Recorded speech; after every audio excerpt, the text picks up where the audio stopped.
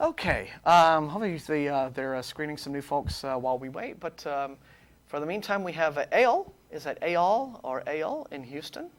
I guess we'll find out. Who is, I'm sorry if I mangled your name there, Eyal. The easiest way to pronounce it. Oh, okay. There you go. Well, anyway, you're live. So what's up? What can we do for you today? So I have kind of a Jewish background, and I'm wondering if basically there's any way. I mean, currently I'm an atheist, but I'm wondering if there's any way for me to sort of keep any of that cultural background, but still be an atheist. I'm sure that there is. There are loads of atheist Jews. Have you never met any atheist Jews? Because we have one on the show. Yeah. Have you watched our show before when Russell is hosting? Russell Glass? I didn't know that Russell was an atheist. Yeah. No, not that. Sorry, that he was Jewish. Well, there you are. Yeah, and his sister Karen, in fact, who used to be a co-host on the show, she even more than he is. I mean, she's an atheist, but she says has a great deal of fondness for all of the cultural trappings of her upbringing. So. Yeah, I mean, it might be a good idea just to call back when he's on and talk about that, because I'm sure you guys would get on like a house on fire.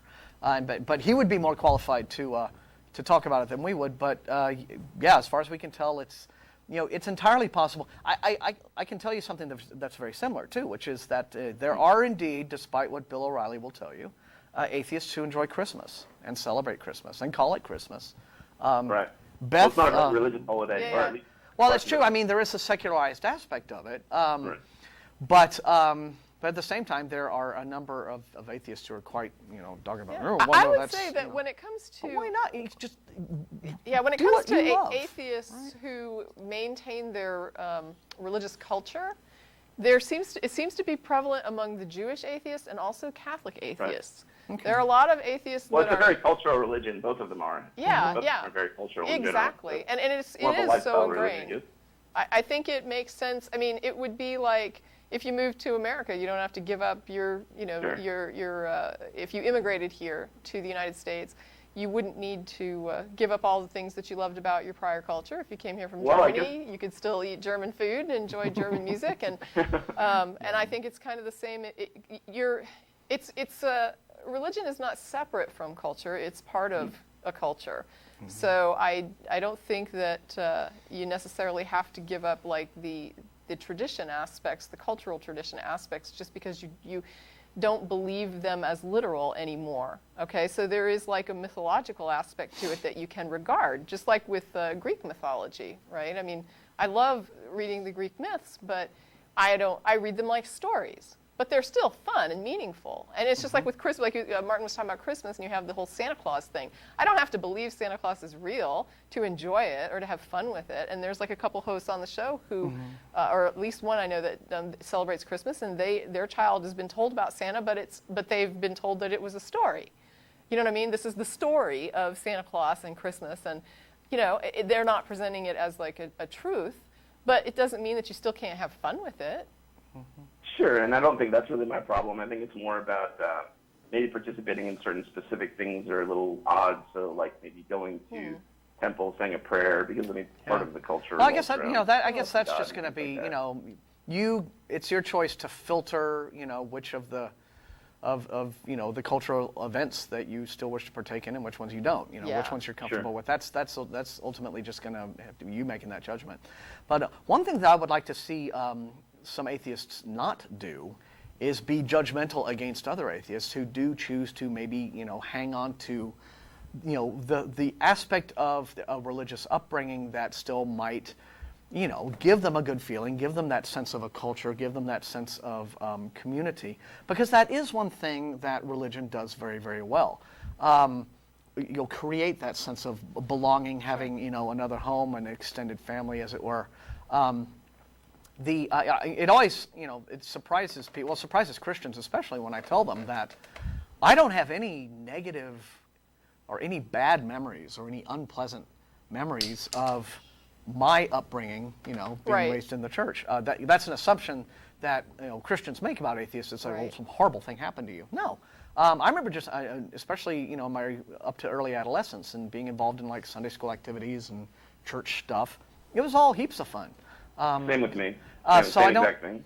And lately, there have been some groups getting together, some atheist groups, having these things that they call Sunday Assembly, which are patterned kind of after the church model.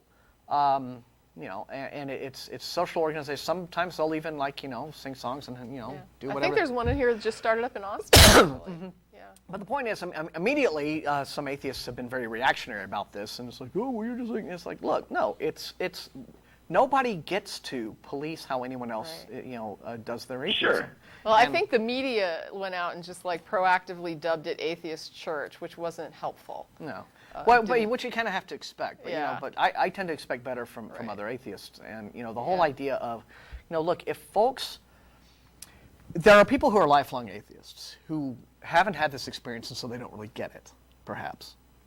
But there are a great many atheists. In fact, I think a much larger percentage of atheists who are deconverted Christians. Sure.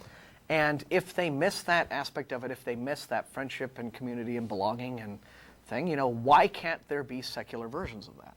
Well, yeah. I mean, we have things like UU, and there's humanist groups that do, social events. Yeah. I mean, I'm not saying that that they shouldn't do this. I'm just saying we do have things like that, groups like that do offer the same sort of, that are like, Universal Unitarian doesn't require you to be an atheist, obviously. They accept anyone, but when you go to some of their services, it's just like going to a lecture.